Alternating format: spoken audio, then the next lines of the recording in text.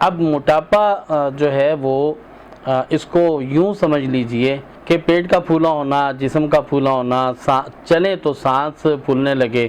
اور گھٹنوں میں اس کی وجہ سے وزن کی زیادتی کی وجہ سے تکالیف ہونے لگیں، اٹھنا بیٹھنا دشوار ہو جائے۔ سب سے بڑی بات یہ ہے کہ پرسنالٹی آؤٹ آف آرڈر ہونا شروع ہو جائے۔ تو بھئی اگر اس کو ٹھیک کرنا چاہتے ہیں اور اس کو صحیح کرنا چاہتے ہیں تو پھر ہمیں کیا کرنا ہوگا؟ ہمارے پاس اگر 10 خواتین آتی ہیں نا جو یہ چاہتی ہیں کہ ان کا موٹاپا کنٹرول ہو جائے، اور 5 مرد آتے ہیں اور یہ چاہتے ہیں کہ موٹاپا کنٹرول ہو جائے، اس کے ساتھ ساتھ ہمارے پاس کئی مریض یہ بھی آتے ہیں جو چاہتے ہیں کہ ہم موٹے ہو جائیں۔ تو بہرحال آج تو ہم بات کریں گے موٹاپا کنٹرول کرنے کے اوپر کہ اس کا کیسے آسان طریقے سے اس کا علاج ممکن ہے اور اس کو کس طرح سے مینیج کیا جا سکتا ہے۔ تو آئندہ کی ویڈیو کے اندر ہم اس کے اوپر ڈسکس کریں گے کیا موٹا ہونا بھی چاہیے، اگر ہونا چاہیے تو اس کی سب سے بہترین صورت کیا ہو سکتی ہے۔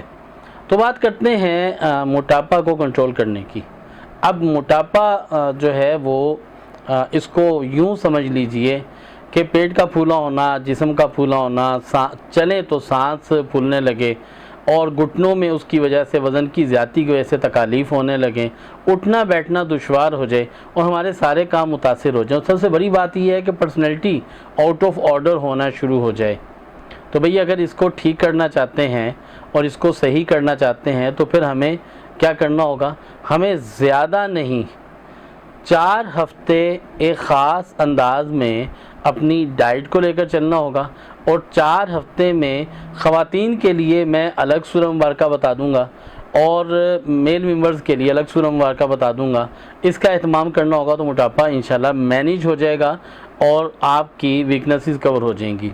سب سے پہلے بات کرتے ہیں کہ ہمیں صبح سے لے کے رات تک ہماری روٹین ہونی کیا چاہیے۔ کائنات کے اندر سب سے خوبصورت روٹین رسول اکرم صلی اللہ علیہ وآلہ وسلم کی ہے، تو لہٰذا سب سے بہترین روٹین چونکہ امام الانبیاء کی ہے، خاتم النبیین کی ہے، لہذا اس روٹین کو اپنا لیں۔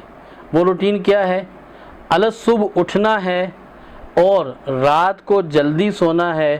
کھانا 2 وقت میں کھانا ہے، کھانا کھاتے وقت میں باتیں نہیں کرنی، کھانا خوب چبا کر کھانا ہے اور زمین پہ بیٹھ کے یا جو ہے وہ ہاتھ دھو کے دسترخوان پہ مل کے بیٹھ کر کھانے کا اہتمام کرنا ہے۔ اگر اس انداز کو بھی اختیار کیا جائے تو اس سے بھی جو ہے وہ موٹاپا کنٹرول ہوتا ہے، صحت اچھی ہوتی ہے اور کھانا اچھا جزو بدن بنتا ہے۔ لہذا اس اصول کو بالکل نہ بھولیں کہ کھانا کھاتے وقت میں کچھ بھوک چھوڑ دیں۔ اگر آپ 1 چپاتی کھاتے ہیں تو اس میں سے 4 لقمے کم کر دیں، اور اسی طرح سے کھانے سے پہلے پانی پی لیں، کھانے کے بعد پانی نہ پئیں۔ اور خواتین میں چونکہ ہارمونز امبیلنس ہونے کی وجہ سے، پی سی اوز کی وجہ سے، پولیسسٹک اووری کی وجہ سے اور ڈسمینوریا کی وجہ سے موٹاپا ہونے لگتا ہے، تو اس کے لیے خواتین سورہ رعد پڑھیں گی 1 دفعہ روز، دم کر کے پانی پئیں گی اور 13 دن کریں گی، اور اس کے ساتھ سورہ مریم 1 مرتبہ تلاوت کریں گے، دم کر کے پانی پئیں گے اور اسے 28 دن تک کریں گے، گویا کہ 4 ہفتے کریں گے تو انشاءاللہ العزیز ان کا موٹاپا بہت مینیج ہوگا اور بہت سارے دوسرے ایشوز سالو ہو جائیں گے۔ موٹاپا کی وجہ سے تھائرائیڈ کا ایشو سالو ہو جائے گا، گھٹنوں کے درد کا ایشو سالو ہو جائے گا، اور اسی طرح سے اگر